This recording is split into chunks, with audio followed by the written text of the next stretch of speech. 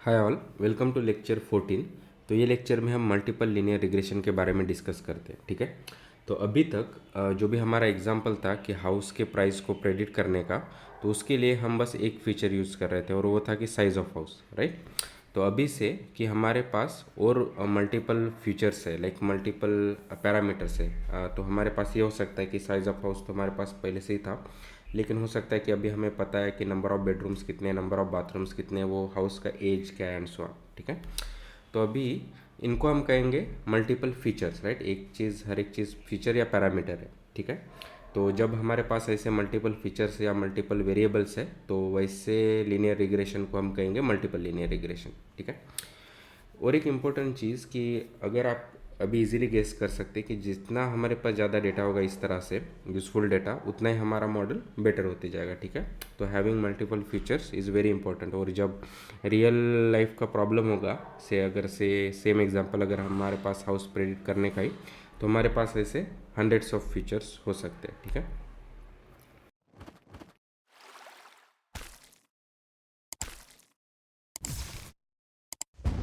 Okay. तो ये बस एक स्प्रेडशीट है, जैसे हमने बात किया है कि size, number of bedrooms, bathroom age and price. तो जैसे हमारा पता था कि जो भी इनपुट है उसको हम एक्स से डिनोट करते हैं और आउटपुट को वाई। ठीक है। और अभी यहाँ पे मल्टीपल फीचर्स है, तो हम उसको x1 x2 x3 x4 इस तरह से डिनोट करेंगे। ठीक है। ओके। तो जो भी हमारा ओल्ड मॉडल था वो इस तरह से क्या था कि डब्ल्यू एक्स प्लस बी। ठीक है। तो बेसिकली डब्ल्यू हमारा स्लोप था, एक्स बेसिकली हमारा साइज ऑफ हाउस है, राइट। और बी हमारा वाई इंटरसेप्ट है। तो अभी अगर जब हमारे पास मल्टीपल फीचर्स है और जिनको हमने x1 x2 से डिनोट किया है एंड सो ऑन, राइट। तो अभी हमारा न्यू मॉडल इस तरह से होगा कि जो भी हमारा प्रेडिक्टेड वैल्यू होगा वो इस तरह से होगा, राइट। कि W1 x1, ठीक है, plus W2 x2, W3 x3, W4 x4 and so on, right. तो x1, तो फॉर एग्जांपल इसको अभी एग्जांपल के थ्रू समझते हैं, तो हमारा इस तरह से कुछ हो सकता है। ठीक है। तो x1 क्या है, हमारा साइज ऑफ हाउस। ठीक है। और उसका वेट है 0.1। ठीक है। x2 हमारा है नंबर ऑफ बेडरूम्स, और वो से कि उसका वैल्यू है 4 या उसका वेट है 4 एंड सो ऑन, राइट। तो इस तरह से अभी हम जब हमारा मल्टीपल फीचर्स होंगे, तो वो सेम फॉर्मेट है कि W × X, राइट। लेकिन अभी हमारे पास मल्टीपल फीचर्स है, तो उसके करस्पॉन्डिंग मल्टीपल वेट्स होंगे, तो बस उनका एडिशन होगा, राइट। और फाइनली हम बी को ऐड करेंगे एज बेस प्राइस इस तरह से। ठीक है। ओके। तो अगर हमारे पास इस तरह से मॉडल है, तो उसको हम इंटरप्रेट भी कर सकते हैं और वो काफ़ी यूज़फुल है और काफ़ी इंटरेस्टिंग है। ठीक है। तो से अगर किसी ने कहा कि मेरा मॉडल इस तरह से है मशीन लर्निंग का, ठीक है, या वो जो भी वो जिससे वो प्राइस प्रेडिक्ट कर रहे हैं किसी हाउस का, ठीक है, तो इसको हम इस तरह से इंटरप्रेट कर सकते हैं। ठीक है। तो 80, तो हमारा हर प्राइस क्या है कि इन $1000 है, राइट। तो हम डेफिनेटली कहेंगे कि अगर ये कुछ भी वेट्स नहीं है, तो भी किसी भी हाउस का बेसिक प्राइस वो एरिया का है $80,000। ठीक है। तो अभी उसका साइज़ जो भी है, तो उसका इम्पैक्ट क्या हो रहा है, तो अब अगर हम देखते हैं कि हर एक साइज़ के लिए उसका वेट 0.1 है। ठीक है। तो अगर मैं 0.1 इंटू 1000 करता हूँ तो हमें 100 मिलेगा। तो फॉर ईच स्क्वायर फीट अगर साइज़ बढ़ता है हाउस का, तो उसका प्राइस $100 से बढ़ रहा है। ठीक है। Same for number of bedrooms, अगर मैं बेडरूम 4 की जगह 5 करता हूँ, तो हमारा प्राइस कितने से बढ़ेगा, राइट। तो वो होगा कि 4 × 1000, जो हमारा बेस हमने यहाँ पे दिए यूज़ कर रहे हैं। तो बेसिकली हर एक एडिशनल बेडरूम पे हमारा हाउस प्राइस $4000 से बढ़ रहा है। ठीक है। उसी तरह एज अगर हम देते हैं, तो हर एक साल के लिए हमारा $2000 कम हो रहा है एंड सो ऑन। ठीक है। तो इस तरह से हम इंटरप्रेट भी कर सकते हैं। तो अगर हम आगे देखेंगे, लेकिन इट्स इम्पोर्टेंट टू नो कि वो वेट्स का मतलब क्या है। ठीक है। और ये मेक सेंस कर रहा है ये केस में एटलीस्ट, कि जो भी हमें वेट्स मिल रहे हैं कि वो प्रॉपर लग रहे हैं, राइट। कि साइज़ के साथ हमारा वेट थोड़ा सा बढ़ रहा है, नंबर ऑफ बेडरूम के साथ बहुत ज़्यादा बढ़ रहा है, और जैसे एज बढ़ रहा है वो हाउस का, तो हमारा प्राइस हाउस का कम हो रहा है एंड सो ऑन। ठीक है। ओके। तो अभी लेट्स से कि अभी हमारा जो नया मॉडल हमने डिस्कस किया है, ये W1 x1 plus W2 x2 W3 x3 W4 x4 plus B, तो उसको हम किस तरह से इम्प्लीमेंट कर सकते हैं। ठीक है। तो उसके लिए जो भी वेट्स है वो मैं एज ए एक वेक्टर रिप्रेजेंट कर सकता हूँ, राइट। कि जो हमारे पास अभी ये एग्जांपल में वेट कितने W1 2 3 एंड 4, तो मैं बस उसको एज ए लिस्ट, या अगर हमारे पास अगर इस तरह से लिस्ट ऑफ है, तो स्पेशली नमपाई में एंड ऑल हम उसको वेक्टर कहते हैं, राइट। तो सिंगल डायमेंशन अरे, तो हमारे पास एक वेट का इस तरह से एरे हो सकता है, ठीक है, जिसको हम कहेंगे feature vector, sorry weight vector या पैरामीटर्स। उसी तरह जो भी हमारे फीचर्स है उनको भी हम कंबाइन कर सकते हैं इस तरह से इन वेक्टर की, पहला ये size, number of bedroom, number of bathrooms and so on, right. तो ये हो गया हमारा फीचर वेक्टर। और बी तो क्या है, एक सिंपली नंबर है, राइट। तो इस तरह से पहले हम वेक्टर क्रिएट करेंगे, ठीक है। तो अगर मुझे अभी ये जो मॉडल इंप्लीमेंट करना है कि W1 x1 plus W2 x2 plus W3 x4 and so on, ठीक है।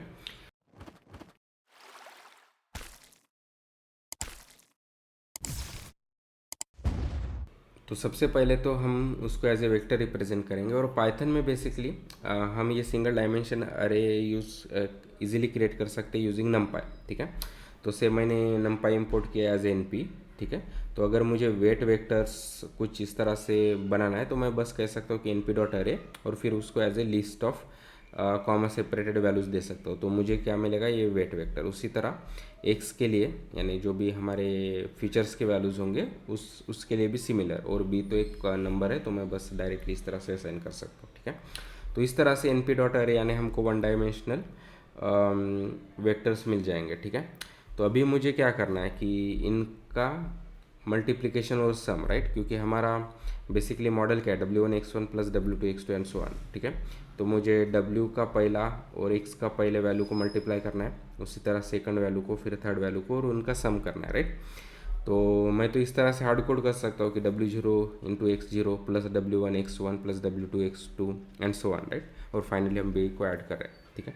लेकिन हो सकता है एडिशनल फीचर्स ऐड हो जाए, उनके एडिशनल वेट्स हो जाए, तो उसके लिए हम लूप लगा सकते हैं, राइट। अगर हमको हमारे पास हंड्रेड्स ऑफ फीचर्स हो तो हम इस तरह से नहीं लिखेंगे, तो लेकिन वो वही चीज़ हम इसे आसानी से लूप में लिख सकते हैं पाइथन में, राइट।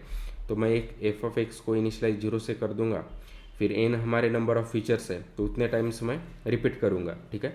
और मुझे क्या करना है कि W का यानी उसका करस्पॉन्डिंग वेट यानी W of I into X of I, उसका करस्पॉन्डिंग फीचर उनका मल्टीप्लाई करना है, ठीक है। तो फर्स्ट टाइम होगा आई का वैल्यू 0, तो क्या होगा W0 इंटू एक्स ऑफ 0, ठीक है। और वो एफ ऑफ एक्स में मुझे ऐड करना है, ठीक है। नेक्स्ट लूप में आई का वैल्यू 1 होगा तब एक्स W1 x1 हो जाएगा, ये वो ऐड करेंगे, और फिर हम ये रिपीट करते जाएंगे जितने हमारे नंबर ऑफ फीचर्स हैं, और फाइनली बी को हम इस तरह से ऐड करेंगे, ठीक है। तो इस तरह से हमारा ये जो नया मॉडल है हम इम्प्लीमेंट कर सकते हैं इन पाइथन, ठीक है। लेकिन ये नॉन वेक्टराइज है, ठीक है। तो उसका वेक्टराइज इम्प्लीमेंटेशन भी देख लेते हैं, ठीक है। तो वो बस हमारा पास एक लाइन का रहेगा। तो जो भी हमारा नमपाई लाइब्रेरी है तो उसमें डॉट फंक्शन है, तो हम उसका यूज़ कर सकते हैं। तो अभी हमारा एफ इस तरह से रहेगा कि np डॉट, फिर ये डॉट फंक्शन, ओके, और फिर उसमें हम ये हमारे W और X वेक्टर्स दे देंगे और फाइनली बी ऐड कर देंगे, ठीक है। तो अभी ये सेम चीज़ कर रहा है। तो ये जो भी डॉट ऑपरेशन होता है लिनियर अलजेब्रा में, तो वो क्या करेगा, दो जो भी वेक्टर्स है उनके करस्पॉन्डिंग एलिमेंट्स को मल्टीप्लाई करके ऐड करेगा, ठीक है। तो हम हमारा ये np डॉट WX जब हम करते हैं तो हमें बस यही स्ट्रक्चर मिलेगा कि उसके करस्पॉन्डिंग एलिमेंट्स ऑफ वेक्टर्स को मल्टीप्लाई करके एडिशन, ठीक है। तो ये सेम चीज़ कर रहा है जो हम प्रीवियसली कर रहे थे, वही सेम फार्मूला, ठीक है।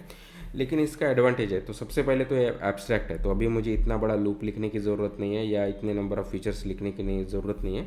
बस मैं np डॉट एक फंक्शन लिख सकता हूँ और उसके हेल्प से एक लाइन में हमारा वो कोड हो जाएगा, ठीक है।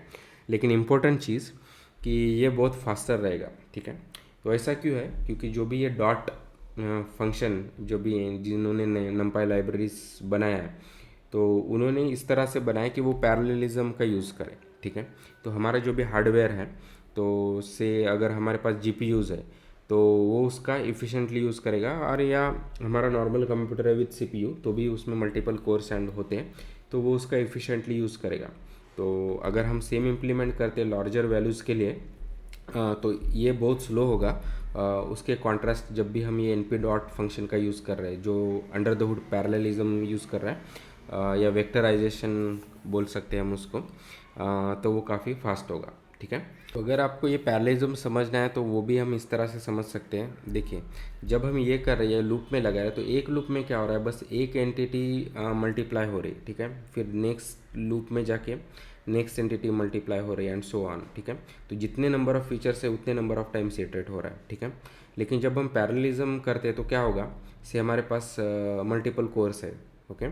तो ये एक कोर पे रन होगा, ठीक है, ये दूसरे कोर पे रन होगा, ये तीसरे कोर पे रन होगा, ऐसे ये फोर्थ कोर पे रन होगा एंड सो ऑन। तो बस हमें एक साइकिल में ही हमारे सब मल्टीप्लिकेशन मिल गए और नेक्स्ट साइकिल में हम बस उसको ऐड कर सकते हैं parallelly and so on, right. तो इस तरह से वो फास्ट होगा यूजिंग वेक्टराइजेशन इम्प्लीमेंट, क्योंकि हम ये सारे ऑपरेशंस वन बाय वन या सीरियली करने की ज़रूरत नहीं है, बल्कि हम उनको पैरेलली कर सकते हैं और वो इंडिपेंडेंट है, राइट। वो एक बार हमारे मल्टीप्लिकेशन ये इंडिपेंडेंटली हम मल्टीप्लाई कर सकते हैं और उसी तरह हम इंडिपेंडेंटली इनको ऐड कर सकते हैं एंड सो ऑन, ठीक है। तो इसीलिए जब हम वेक्टराइज इम्प्लीमेंटेशन करते हैं वो काफ़ी फास्ट होगा, ठीक है। तो नेक्स्ट लेक्चर में हम नमपाई को काफ़ी प्रॉपरली अंडरस्टैंड करेंगे, वो हमारा लैब लेक्चर रहेगा, ठीक है।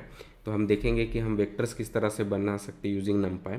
हम ये भी देखेंगे कि इम्प्लीमेंटेशन जो भी हमारा विदाउट वेक्टराइजेशन और विथ वेक्टराइजेशन, ठीक है। और फिर हम एक लार्जर एग्जाम्पल को डिस्कस करेंगे जहाँ पे से टेंस ऑफ थाउजेंड्स फीचर्स होंगे और फिर हम उसको हमारा टाइम भी नोट करके हम वहाँ पे देखेंगे कि किस तरह से हमारा वेक्टराइज इम्प्लीमेंटेशन ये जो है वो मल्टीपल टाइम्स फास्ट होगा देन नॉन वेक्टराइज वर्जन, ठीक है। तो stay tune and thank you so much.